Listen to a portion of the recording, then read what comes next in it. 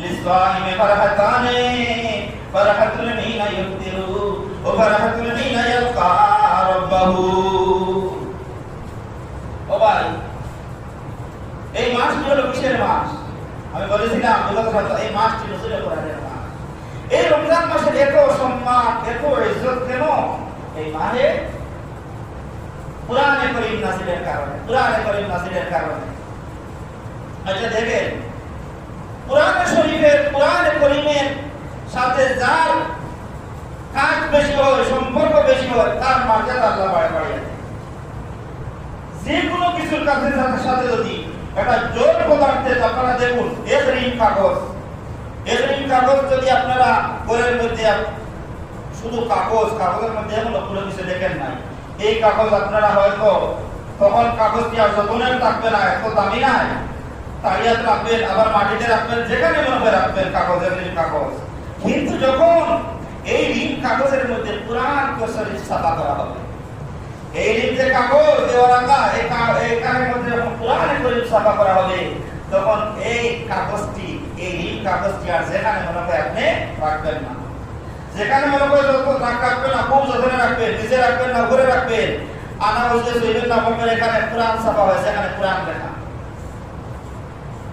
একটা জড় পদার্থ যার কোনো সম্মান ছিল না, কোরআনের সাথে টাচ করার আগে আপনি কোনে এখানে রাখতেছেন, কোনে এখানে রাখতেছেন, যেখানে মনে করে রাখতেছেন, কিন্তু যখন এই ঋণ কাগজের মধ্যে কোরআনে কারীম ছাপা হলো, তখন এই জড় পদার্থের এত দাম হলো, এত সম্মান হলো, তখন আপনি আনা বুঝে তাকে কাজ করেন না। সৃষ্টির সেরা মানুষ আপনার, একটা জড় পদার্থ কাগজের যদি এত দাম হয়ে যায়, কোরআনে কারীমের কারণে, কাজ করার কারণে সৃষ্টির সেরা মানুষ আমরা যদি কোরআনে কারীমের সাথে আমরা যদি সম্পর্ক করি, কোরআনের সাথে যদি আমরা গভীর সম্পর্ক করতে পারি, তাহলে আমাদের ইজ্জত বাড়বে না কমবে? আমাদের ইজ্জত আল্লাহর দরবারে কোটি কোটি গুণ বাড়বে, বেশি হবে। ও ভাই দেখেন, উবাই ইবনে কাব রাদিয়াল্লাহু তাআলা আনহু একদিন কোরআনে কারীম তিলাওয়াত করতেছেন। রাসূল করিম সাল্লাল্লাহু আলাইহি ওয়াসাল্লাম উবাই ইবনে কাবের নিকটে এসে উপস্থিত হয়েছে। উবাই ইবনে কাব রাদিয়াল্লাহু তাআলা আনহু নবীকে দেখে কোরআনে কারীম তিলাওয়াত বন্ধ করে দিলেন। আল্লাহর নবী বললেন, উবাই কোরআনে কারীম তিলাওয়াত করো, কোরআন তিলাওয়াত করো। উবাই বললেন, ইয়া রাসূলুল্লাহ, যে কোরআন আপনার উপরে নাযিল হয়েছে, এই কোরআন আমি আপনার সামনে কিভাবে তিলাওয়াত করব? নবী বললেন, উবাই কোরআন পড়ো। নবীর কথা ভঙ্গিমা দেখে, ভঙ্গি দেখে উবাই বলেছেন, এটা আল্লাহ নির্দেশ করেছেন নবীকে। উবাই ইবনে কাব ডাকতে বলেন, ইয়া রাসূলুল্লাহ, নবী আল্লাহ কি নির্দেশ করেছেন? আল্লাহ নবী বলেন, হ্যাঁ, আল্লাহ রাব্বুল আলামিন নির্দেশ করেছেন, উবাই তুমি কোরআনে কারীম তিলাওয়াত করো। ও উবাই, তুমি কোরআনে কারীম তিলাওয়াত করো, তোমার কোরআনে কারীম তিলাওয়াত আমিও শুনবো। আমার আল্লাহ পাক পরবর্তীকারে আলম তোমার কোরআনে কারীম তিলাওয়াত মনোযোগ দিয়ে আল্লাহ শুনবেন। না জানি কত সুন্দর করে উবাই ইবনে কাব কোরআনে কারীম তিলাওয়াত করতেন। ও ভাই, যার সাথে কোরআনের সম্পর্ক হবে, তার মর্যাদা আল্লাহর দরবারে বেশি হয়ে যাবে। দেখেন, ইমাম কয়জন? চারজন নাই। ইমাম আবু হানিফা, শাফি, মালিক, আহমদ ইবনে হাম্বল। কিন্তু ইমামে আযম একমাত্র ইমামে আবু হানিফাকে বলা হয় আযম, মানে সবচেয়ে বড় ইমাম। আযম তো আযম মানে সবচেয়ে বড়। ইমামে আযম আবু হানিফা সবচেয়ে বড়।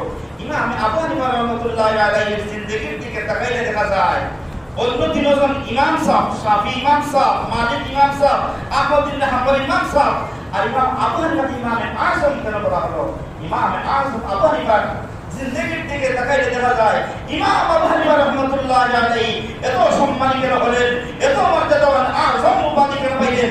তার সম্পর্ক ছিল কোরআনে কারীমের সাথে, গভীর সম্পর্ক ছিল। মাহে রমজানে হয়তো বলতে পারতেন, আপনি পারেন যে আর কোনো ইমামের কোরআনের লগে সম্পর্ক ছিল না? হ্যাঁ ছিল। ইমাম আবু হানিফা রাহমাতুল্লাহি আলাইহি মাহে রমজানে 63 খতম কোরআন পড়তেন। 63 খতম। তারাবির দিন খতম, রাতে 30 খতম, দিনে 30 খতম। হিসাব করে দেখা যায় সারা মাহে রমজানে 63 খতম কোরআনে কারীম আমলে আমি বলছিলাম যার সাথে কোরআনের সম্পর্ক গভীর হবে তার মর্যাদা আল্লাহ পাক পরবর্তীকার আলম আহকামুল হাকিমের দরবারে বেড়ে যাবে। ও ভাই, আমি বিগত সপ্তাহে বলেছি যে কোরআনে কারীম তিলাওয়াত কোন ফেরেশতা জানে না, জিবরিল আমিনকে দিল কোন ফেরেশতা জানে না। এইজন্য দুনিয়া যেখানে আমরা কোরআন শরীফ তিলাওয়াত করি সেখানে কাতারে কাতারে ফেরেশতাগণ কোরআন শরীফ তিলাওয়াত শোনার জন্য আপনাকে আমাকে বেষ্টন করে বসে থাকে। কেন? ফেরেশতারা কোরআনে কারীম তিলাওয়াত করা জানে না। হাদিস শরীফে এসেছে যারা কোরআনে কারীম তিলাওয়াত করে ফেরেশতাগণ তাদের চতুর্দিকে বেষ্টন করে বসে থাকে। শুধু তাই নয়, তাদের কপালের মধ্যে গালের মধ্যে ফেরেশতাগণ চুমু খেতে থাকে। বন্ধুগণ আমার, একদিন রাতে একজন সাহাবী উসাইদ ইবনে হুযার রাদিয়াল্লাহু তাআলা আনহু তার ঘরের বারান্দায় বসে কোরআনে কারীম তিলাওয়াত করতেছিলেন। আর এই চোখের মধ্যে তার একটা ছেলেও শোয়া ছিল, আর ওই বারান্দার মধ্যে একটি ঘোড়াও বাঁধা ছিল। উসাইদ ইবনে হুযার রাদিয়াল্লাহু তাআলা আনহু যখন আবেগ করে কোরআনে কারীম তিলাওয়াত করেন তখন ঘোড়াটি লাফ খুব বেশি চিৎকার দেয়। তিনি যখন আবেগ নিয়ে জোরে কোরআনে কারীম তিলাওয়াত করেন ঘোড়াটি কি করে? ঘোড়াটি লাফ দিতে থাকে, লাফ ফাল মারতে থাকে। আবার যখন কোরআনে কারীম কি করেন একটু আওয়াজ নিচু করেন ঘোড়া থেমে যায়। যখন আওয়াজ বুলন্দ করেন ঘোড়া লাফ দেয়, যখন আওয়াজ নিচু করেন আর ঘোড়া লাফ দেয় না। এইভাবে সারা রাত অতিবাহিত হয়ে যাবে। ফজরের নামাজ পড়ে উসাইদ ইবনে হুযার রাদিয়াল্লাহু তাআলা আনহু দেখেন আকাশের দিকে তাকায় দেখেন একটি নূর, আল্লাহর নূর আকাশের দিকে উঠতেছে। এই ঘটনাটি উসাইদ ইবনে হুযার রাদিয়াল্লাহু তাআলা আনহু আমার পয়গম্বর বিশ্ব নবী রাহমাতুল লিল আলামিন কে বলেছিলেন, ঘটনা বলেছিলেন।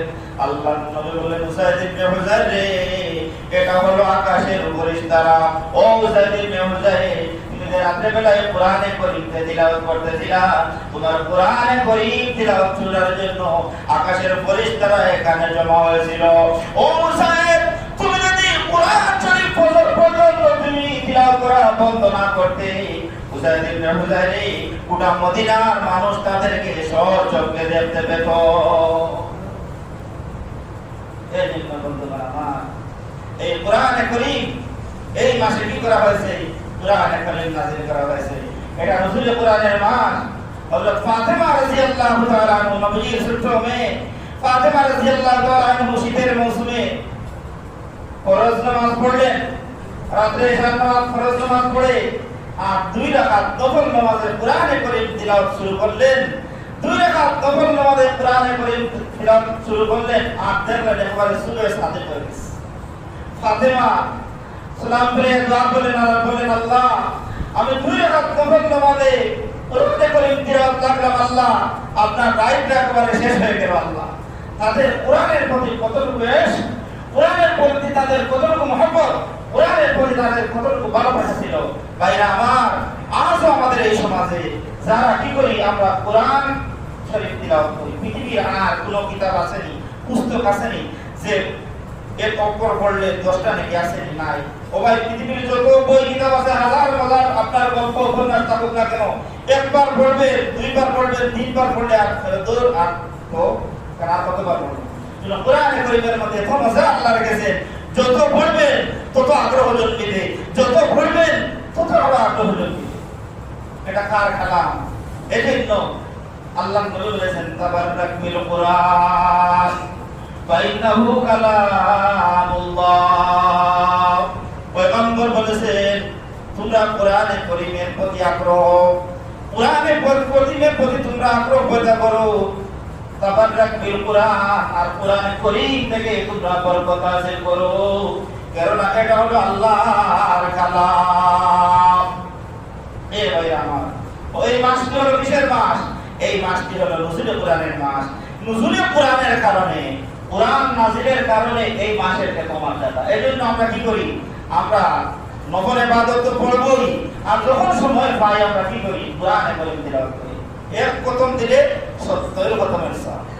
এক প্রথম যদি দেন 70 খতমের সওয়াব বা আর বেশ দিন না। আজকে 13 রমজান দেখতেছি আমরা কি করি? কোরআনে কারীম তিলাওয়াত করি। আর যারা আমরা কোরআনে কারীম পড়া জানি না, আমরা তাদের পাশে বসে থাকি, যারা কোরআনে কারীম তিলাওয়াত করে তাদের পাশে বসে বসে তাদের কোরআন কারীম তিলাওয়াত করা আমরা শুনি। উনি তিলাওয়াত করে যতটুকু সওয়াব, আপনি শুনি শুনি অতটুকু সওয়াব পাবেন।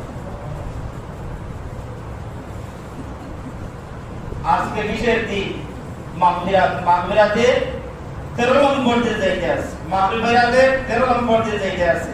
এই যে আমরা আল্লাহ পাক পরবর্তীকার আলম আহকামুল হাকিমের দরবারে আমরা বেশি কান্নাকাটি করি যে আল্লাহ রহমতের দিন তো যে গেছে কি, এখন মাগফিরাতের 3 নম্বর দিন, মাগফিরাতের 3 নম্বর দিন। আল্লাহ উরিমাতিন নার আলা সালাসাতি আইনিন, আইনুন বাকাত মিন খাশিয়াতিল্লাহ ওয়া আইনুন সাহারাত ফি সাবিলিল্লাহ ওয়া আইনুন গাযাত আন মাহারিমিল্লাহ।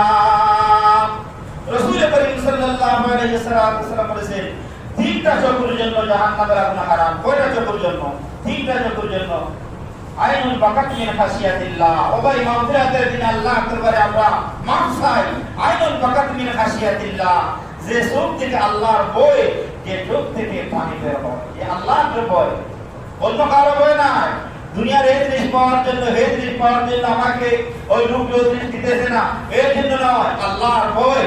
যার চোখ থেকে পানি বের হবে তাকে আল্লাহ রাব্বুল আলামিন কি করে দিবেন? আল্লাহ মাগফিরাতের সময় আল্লাহ রাব্বুল আলামিন তাকে maaf করে দিবেন। ওয়াইনুন গাযাত আন মাহারিমিল্লাহ ওয়াইনুন সাহারাত ফি সাবিলিল্লাহ। আশরাত রেখে জাগিয়া ঘুমায় না, মাগফিরাতের দিন ঘুমাইতেছে না, রাত জাগিয়া আল্লাহর ইবাদত বন্দেগী করতেছে, আর আল্লাহর দরবারে কি করতেছে? কান্নাকাটি করতেছে। আর কোন মুহরিম যে জিনিস তার জন্য দেখা হারাম, এই জিনিসের দিকে হে চোখ ফেলে রাখতেছে, আর আল্লাহর দরবারে শুধু কান্নাকাটি করতেছে। এই 3টা চোখের জন্য আল্লাহ রাব্বুল আলামিন অবশ্যই এই মাগফিরাতের দিনে আল্লাহ রাব্বুল আলামিন তাকে maaf করে দিবেন।